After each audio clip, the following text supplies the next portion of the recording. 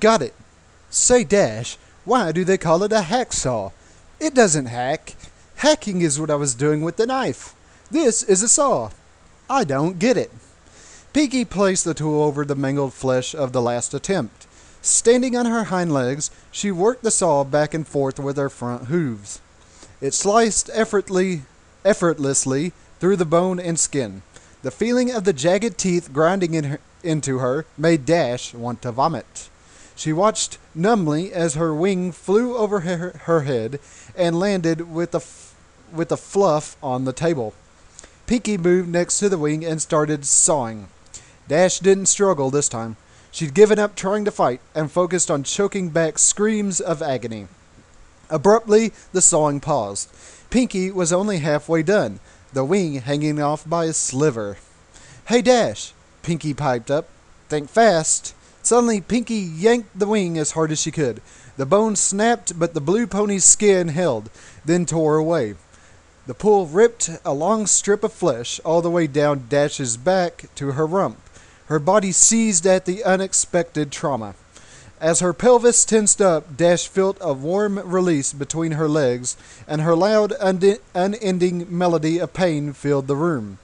Unable to catch her breath, she blacked out.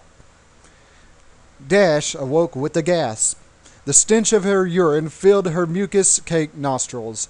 As her vision swam into focus, she saw a very pouty Pinkie Pie removing a large adrenaline needle from her chest. Stomping her hooves, the frustrated Pinkie lashed out at her helpless victim. "Didn't anybody teach you any manners? It's very rude to fall asleep when somebody invites you over to spend time with them. How would you like it if I came over to your house and went to sleep?" "Oh, I'm sorry, Dash. You're so boring. I'll take a nap." "You think I always like doing this by myself? I told you how excited I got when I found out you were next. I was excited to have a friend here with me while I worked, but no, you gotta be inconsiderate. You know, I thought you were tough. I thought you could handle anything. I've had foals stand up better than you. Do I have to baby you? Huh? Is that how you want me to remember you? As a baby?" As Pinky stopped to catch her breath, Dash blinked and sobbed softly. Her back was in agony, her sides were on fire, and there was an intense pain in one of her legs. As she blinked again, she saw Pinky pop something red into her mouth and began to chew. Noticing Dash's stare, Pinky quickly gulped the morsel down. "What?" Pinky asked. "Oh, this?" She held up another piece. "Well, while you were asleep, I got a little impatient and helped myself to a small sample. I got it from your legs. I got it from your leg, and you're not bad.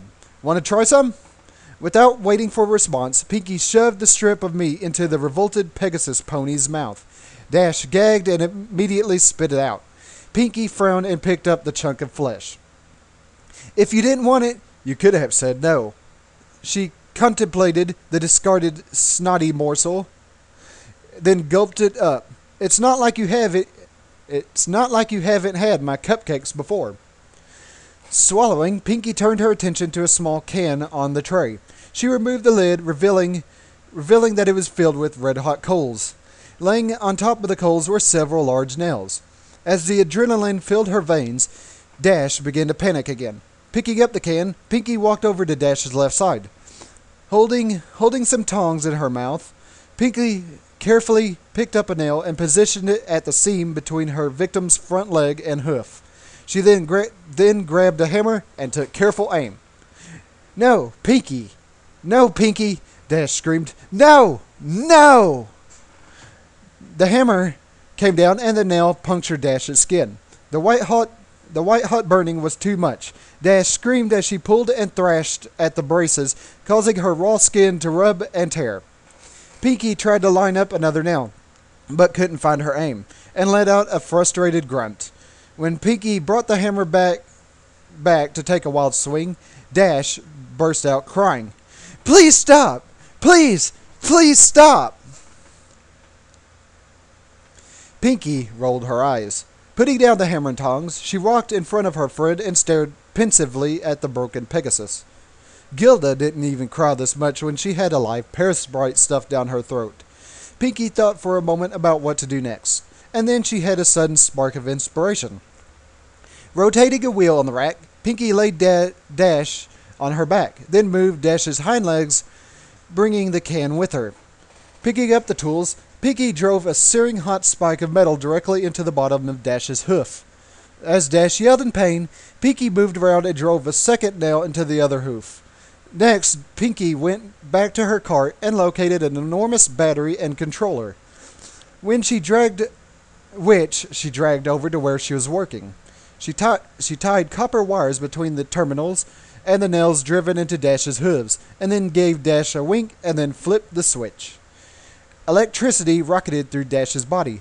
The blue pony reacted immediately. Her body seized and her muscles snapped taut. Dash's hips thrust skyward. Her eyes rolled back, and she let out a deep throat-shedding cry. Pinky giggled and danced in place, and then reached down and turned up the juice. Dash convulsed uncontrollably, and her bladder emptied once more. Blech. I'm just having problems reading today. After about 5 minutes, Pinky shut off the power. Wisps of steam rose from the singed fur around Dash's hooves, and the area reeked of cooked flesh and burnt enamel. Pinky rotated Dash upright again and tried to snap the drooling, delirious pony back to attention. Dash! Dash! Rainbow Dash! Wake up! Dash moaned and managed to give a mediocre of weak acknowledgement. Pinky studied her handiwork and then reached into the medicine bag and produced a large syringe. All right, time for the last round. Dash focused blearily on the needle, which Pinky took as a question as to what it was. This is a little something to take the pain away, Pinky informed Dash as she walked around to her victim's ruined back. Dash flinched as Pinky jabbed the needle into the lower part of the blue pony's spine. Moving in front of her friend again, Pinky leaned down and elaborated. In a few minutes, you won't be able to feel anything below your rib cage. Then you'll be able to stay awake and watch the harvest. Dash began to cry again. Pinky? She choked out. Yeah? I want to go home, Dash sobbed. Yeah, I can see wanting to do that, replied the party pony. Sometimes I just want to give up and say I'm done with this mess and go to bed. But you know what?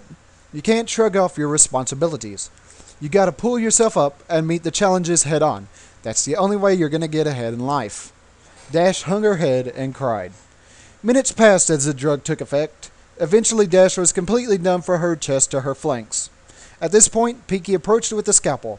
Glancing at Dash and smiling, Pinky made a large horizontal cut across the Pegasus pony's pelvis, just above her crotch. Moving up Dash's body, Pinky made a similar incision under her ribs. Finally, Pinky made a long vertical cut down Dash's stomach, connecting the first two. Looks like I got my eye on you, Dash, Pinky giggled. With a moist, gooey sound, the flaps of skin opened. The sight of her own organs and the lack of feeling caused Dash's breathing to intensify.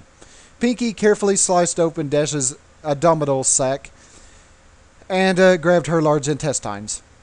As she separated the organ from the rest of the digestive tract and pulled it out of the new cavity, Pinky grew juvenile. Laughing as she gutted her friend, Pinky began to make jokes. Dash, growing weaker from this new source of blood loss, tried desperately to shut out the Mockerbay comedy act. Look at me, I'm Rarity, Pinky laughed, slinging the intestinal tube around her neck and spraying blood in all directions. Isn't my new scarf so pretty? Reaching back inside, she sliced the smaller intestine off from the bowels. Squeezing out the excess excrement, Pinky filed the slimy organ through her teeth and dragged it back and forth. Dentists say you gotta floss every day, Dash. Dash was barely aware of what was going on anymore. The shock was causing her to fade. Disappointed, Pinky dived back into the blue pony's guts, ramping up the routine. Don't go yet, Dash. Pinky started pulling out the rest of Dash's organs, pausing with each removal. I know I can be a real pancreas, but you know I'm just kidney with you. You really got to learn to liver it up. Boy, these jokes are getting bladder. Guess you got to develop a stomach for them. Pinky placed the discarded body parts into a bucket, keeping the last one for a bit longer. Ooh, bagpipes, she said, placing the end of Dash's esophagus in her mouth and the stomach in her armpit. She squeezed and the spurt of acid hit her tongue. Ew. Oh, hey, look, there's your cupcake, Dash.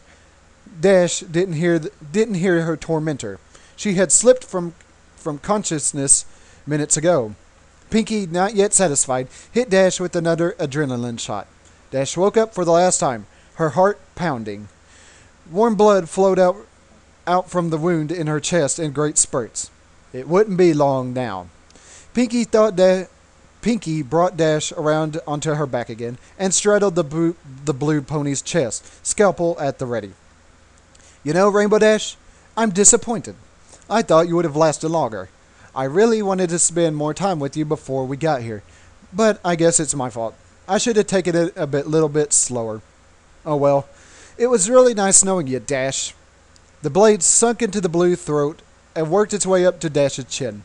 Coming back down, Pinky's scalpel then circled Dash's neck. The last thing Rainbow Dash felt was her skin being cut away from her skull and the metal of the blade scraping her teeth. Then she was gone. Pinkie Pie stared into a mirror. She had done a really good job, even keeping the eyelids. She winked and Dash winked back. Pinkie smiled. But she was still sad that her friend was now gone. Dash had only lasted about 50 minutes, not nearly as long as Pinkie had wanted. She looked back at the cadaver hanging in the center of the room, the last of her friend's fluids draining into a pan. Yep, no more Rainbow Dash. As she looked, Pinkie cocked her head. She began to notice of the fact that there wasn't much damage to the corpse. In fact, the pink pony mused, I think an idea exploded into her head. She was good at sewing, and she had all the pieces. All she had to do was put them back together. Yeah, she just had to get more stuffing. She just had to get some stuffing, and bingo, she'd have Rainbow Dash forever. In fact, thought Pinkie, that's what she'd do for all her best friends when their numbers came up. She was so excited, she skipped right over to the body with her Skinner to get started. The cupcakes could wait. Pinkie Pie had a friend to make.